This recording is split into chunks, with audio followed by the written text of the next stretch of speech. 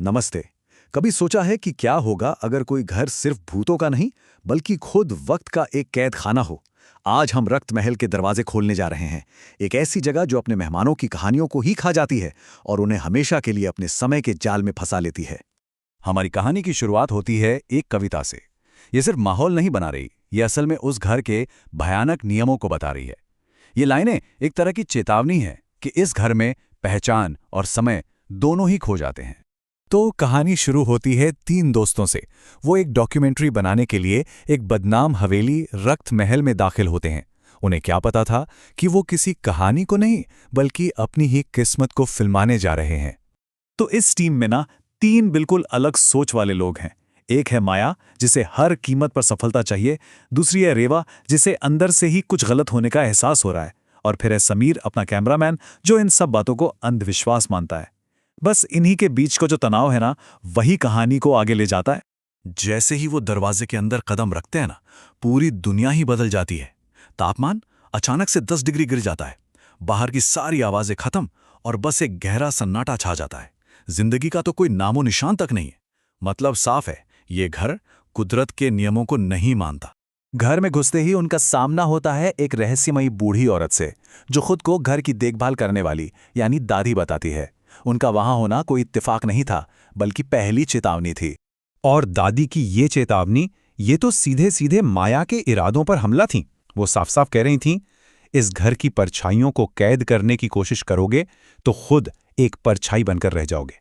उन्हें एक बिल्कुल साफ हिदायत दी गई थी, एक हद तय कर दी गई थी, ऊपर वाला कमरा। लेकिन जैसा कि ऐसी कहानियों में होता है, यही वो हद थी जिसे वो तोड़ने वाले थे। चेतावनी को नजरअंदाज करके टीम ऊपर की तरफ बढ़ने लगती है और बस इसी के साथ घर अपना असली डरावना रूप दिखाना शुरू कर देता है। जैसे जैसे वो उस लाल दरवाजे के पास पहुंचते हैं, माहौल और भी ज्यादा भयानक हो जाता है। हवा इतनी ठंडी हो जाती है कि उनकी सांसें धुएं में बदल जाती हैं और दरवाजे के नीचे से एक काला गाढ़ा सा लिक्विड रिसने लगता है।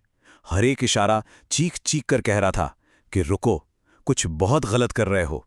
और फिर वो पल आता है जब उन्हें एहसास होता है कि वो फंस चुके हैं। मेन गेट ऐसे बंद हो जाता है मानो किसी ने बाहर से वेल्ड कर दिया हो। खिड़कियां पत्थर की तरह मजबूत।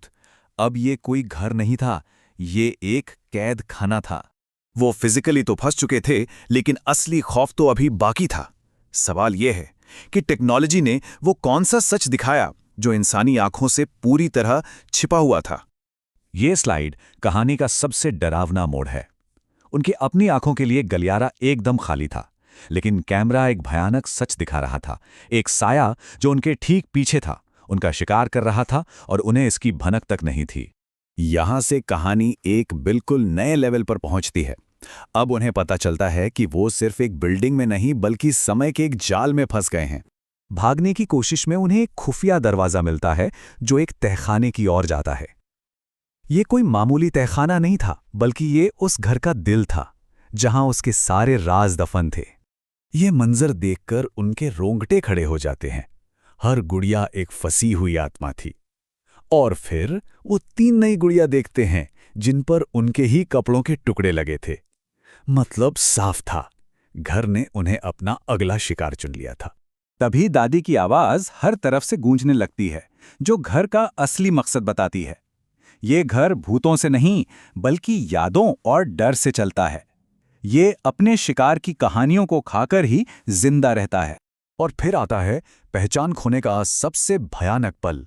जब माया आईने में देखती है तो उसे अपना चेहरा नहीं बल्कि उस बूढ़ी औरत का चेहरा नजर आता है। घर अब उसकी पहचान को मिटा रहा था। अब उन्हें उस जाल का असली मतलब समझ आता है। ये कोई फिजिकल जेल नहीं बल्कि वक्त का एक लूप है।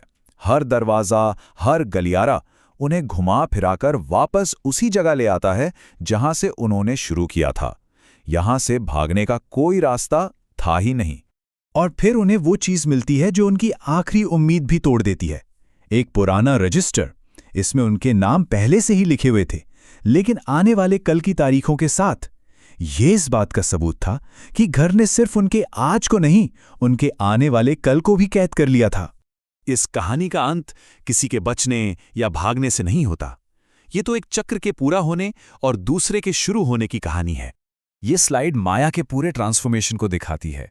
वो जिस कहानी को कैद करने आई थी, अब वो खुद उस कहानी की रखवाली बन चुकी है। उसकी जवानी, उसके सपने, सब कुछ उस घर ने छीन लिया और उसे अपनी नई दादी बना दिया।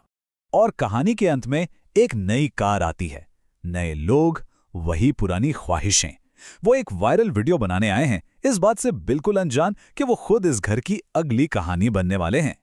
और अब नई देखभाल करने वाली यानी माया उनका स्वागत करती है, उन्हीं शब्दों के साथ जो शायद कभी उससे कहे गए थे। चक्र एक बार फिर से शुरू हो गया है। तो सवाल ये उठता है कि अगर ये घर यादों को खाता है और वक्त को दोहराता है, तो आखिर ये कहानी इससे पहले कितनी बार हो चुकी होगी और कितनी बार फिर से होगी?